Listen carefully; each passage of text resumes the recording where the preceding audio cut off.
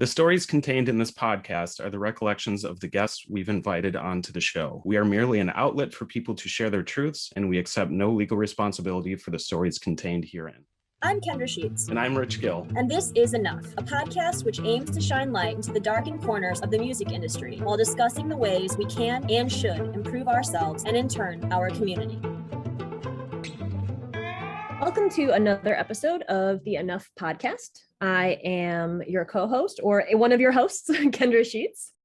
I am one of the other hosts or co-hosts, Rich Gill. Thank you for that assist on that.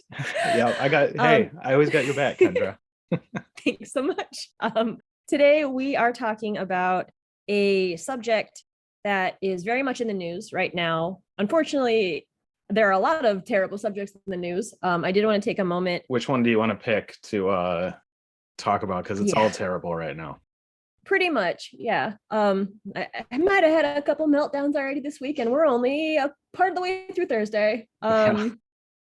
But this is one that was in the news, I guess. You know, the 24-hour news cycle had this all over the news a week and a half ago, which seems like 6 months ago. It does. It's weird. We're not talking about the Texas school shooting. Not yet.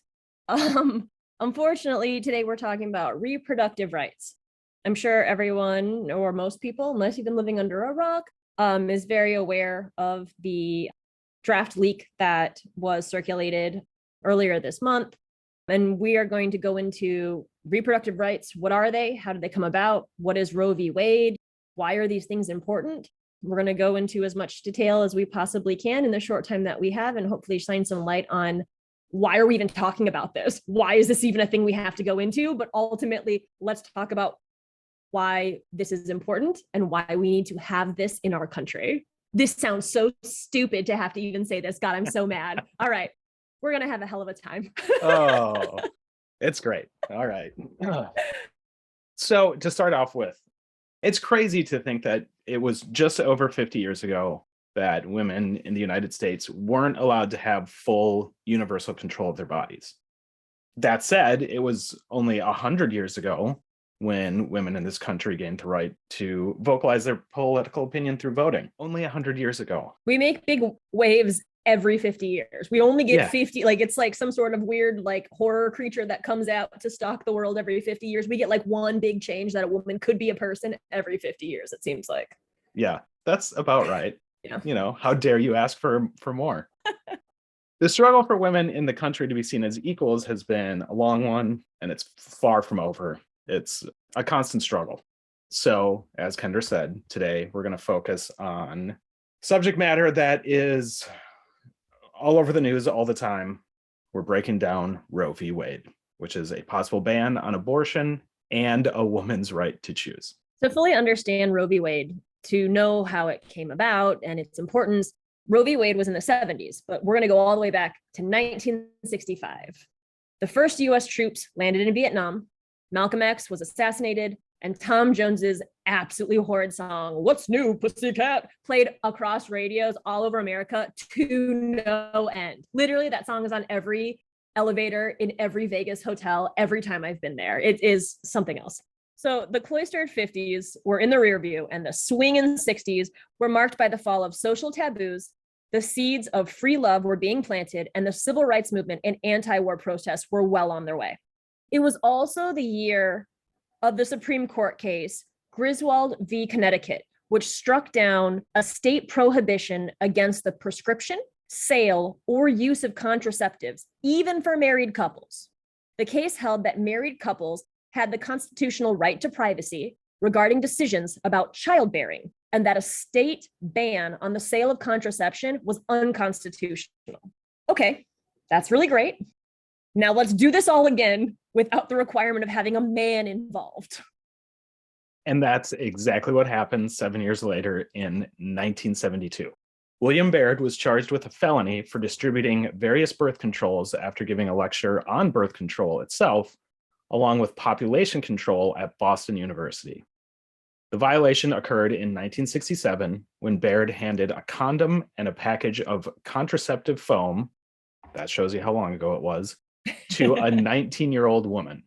Under Massachusetts law on crimes against chastity, Contraceptives could only be distributed by registered doctors or pharmacists and only to married persons, as we just discussed. After a number of appeal attempts, the case was moved up the ladder to the Supreme Court, who ultimately ruled that Massachusetts did not and could not enforce its law against married couples. The law was deemed as irrational discrimination by denying the right to possess contraceptives by unmarried couples. The world was changing. People were slowly realizing their autonomy, and women were breaking away from the preconceived gender roles of the 50s. Conservatives and misogynist were pissed. The stage was set. Enter the most talked about landmark case in Supreme Court history. In 1973, after an initial arguing in 1971 and then a re-arguing in 1972, the Roe v. Wade decision anchored a woman's right to an abortion on the fundamental right to privacy and held that state bans on abortions were unconstitutional. However, states do have the extensive power to limit or expand the access to abortion per state. But while many know what the ruling was, very few people seem to know what the case actually entailed. In 1969, Norma McCorvey, known by the legal pseudonym Jane Roe, but also like not Jane Doe, which I think is kind of weird. Like, why did we choose Roe? Because this case could have been called Doe v. Wade, and that's just goofy. Anyway, whatever. I would go see that movie. Doe v. Wade. I'd see Doe v. Wade, the movie. Animated Disney thing. It's going to have to be a Pixar. Yeah, for sure.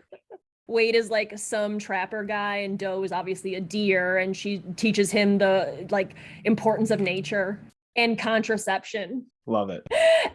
Anyway, Norma McCorvey, aka Jane Roe, became pregnant with her third child. Basically, Norma knew her limit, and she didn't want to be a bad parent and to any of her kids that she already has. So bringing another one was just going to tip the scales. And she was like, I don't want to, there's no reason to do this. She wanted an abortion, but she lived in the state of Texas, where abortion was illegal. Always Texas. Oh, it's always Texas.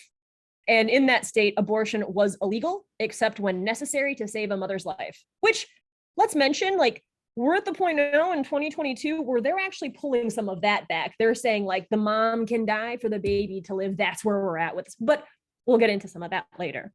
Norma and her lawyers filed against the local Texas DA, Henry Wade, ding, ding, ding, alleging that Texas's abortion laws were unconstitutional. And in January of 1973, the Supreme Court issued a 7-2 decision in McCorvey's favor.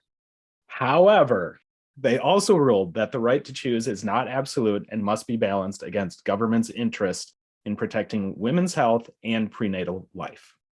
Let me just say, I don't really need the government to protect my health as a woman. It's literally my job. I think I can take care of it. Just give me a couple tools here and there, like universal health care, then we'll be fine. I can do the rest myself. I'm a grown woman. Thank you. You've been doing it for years. I think you're pretty good at it by this point. I mean, my 20s were kind of sketch, but like I'm doing a lot better at 35. So they balance this by tying state regulation of abortion to the 3 trimesters of pregnancy. During the first trimester, governments could not prohibit abortions at all for any reason. During the second trimester, governments could require reasonable health regulations.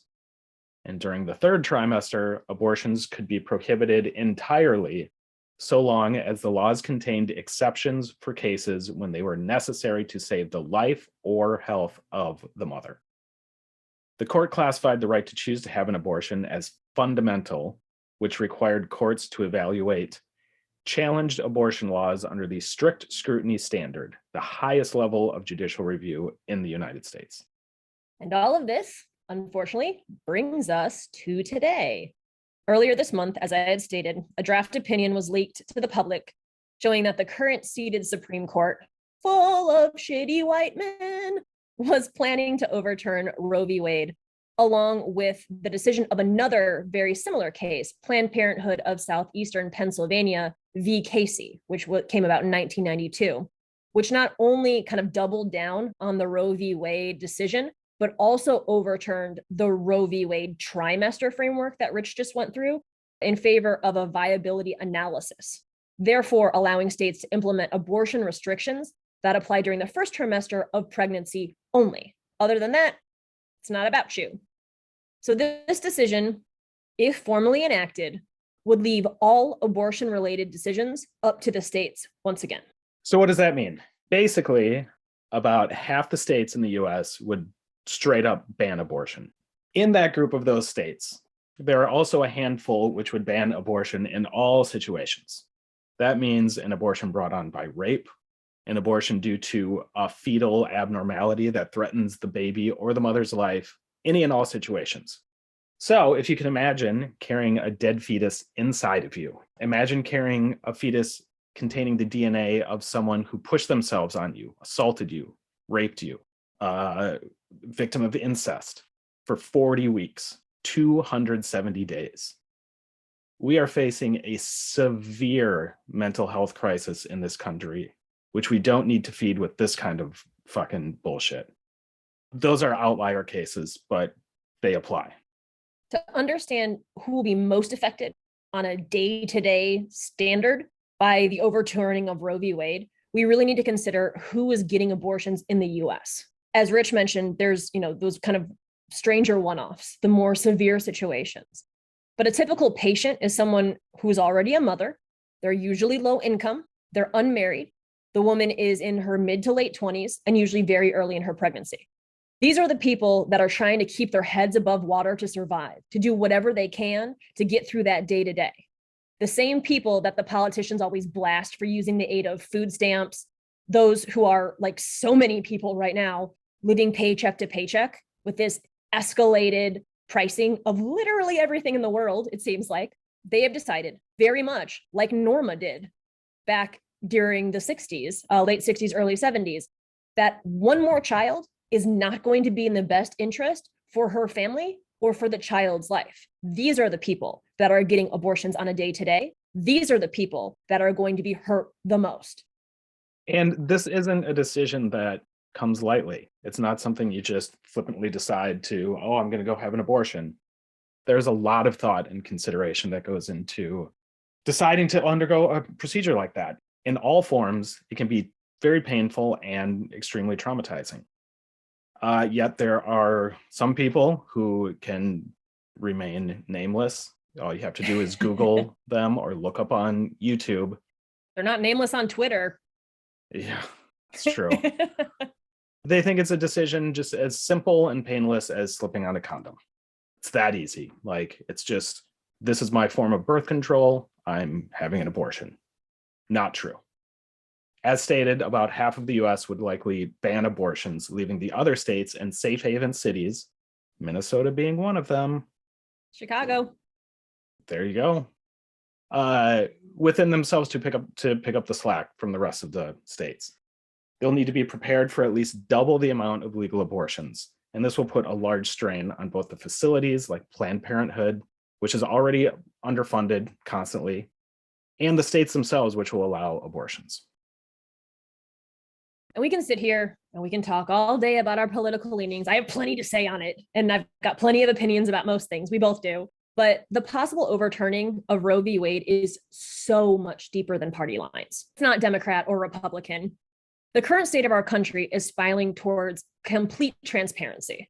And I'm talking about being monitored through phones and emails and street cameras and TVs. I'm sounding like one of those crazy people that puts tinfoil on their windows and hides underneath their bed. But that's really where we are. They're making comments online right now saying that if Roe v. Wade does get overturned and you end up in a state that has banned abortion, you should be turning off the period tracker on your phone. Because if for any reason you miss it, they'll get that information. And if you go somewhere else to get an abortion, and that in a state like, I believe it's Texas. That's correct. Is it Texas? It's always Texas. Yeah. It's always Texas. They have proposed to ban it so deeply that even drivers of assistance and anyone who's giving assistance to someone who's seeking an abortion can end up at fault. So this is what I'm talking about with, this tinfoil hat, we're being watched all the time thing.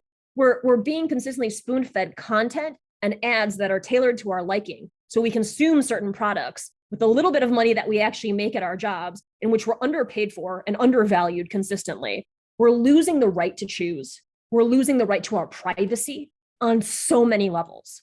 and really our right to exist how we choose to do on a day-to-day basis. A person should be able to make a decision to get an abortion, no matter the reason that they got pregnant in the first place. Condemning anyone who made that choice would be, and this is really dumbing it down here, and I'm sure there's a bunch of reasons why this is not like apples to apples, but it's almost like charging anyone who surrendered a pet to a shelter with a felony. You made the choice, it's not what you wanted, you turned it around, you take the pet to the Humane Society, boom, felony. It's never as simple as that, but think about it that way. That's nonsensical, and so is this. Since 1994, only 3 countries in the world have tightened their abortion rights: Poland, El Salvador, and Nicaragua. If Roe v. Wade is overturned, women across the country will lose their reproductive autonomy and the ability to do what they want with their bodies. And this could very likely be the start of a number of similar decisions which revoke the ability for people to live as they want to. First, they will come for abortion, then birth control, then gay marriage. They won't stop until everyone is shoved back into their homogenous 1950s boxes where the bland beige population felt safe and everyone else felt like they were going to scream. Those people who are like, oh, it was so much easier and nicer back in the day, back in the 50s. Yeah, because everyone was forced into the closet. Alcoholism and mental health were running rampant, but no one said anything because you didn't talk about those things back then. It wasn't a great time. The entire country was extremely racist. We could go on, but that's where they want us to go back to. And while it's easy to feel like all hope is lost if the Supreme Court does come for our rights, know that they have won a battle, but not the war. Because as we said before, after the 1950s came the swinging 60s and the free love-filled 70s, sex, drugs, and rock and roll. Boundaries were broken and rifts were healed because of the shackles that were placed on people. And history always repeats itself. If it's not your body, it should never be your choice. Enough is a podcast centering on abuse, harassment, and assault in the music scene. To help get the word out, please like or subscribe and share with your friends. If you have been on the receiving end of harm from someone, be it artist, venue owner, audience member, or someone else, and would like to share your story on a future episode, please reach out to us at thisisenoughpodcast@gmail.com. All correspondences are kept confidential.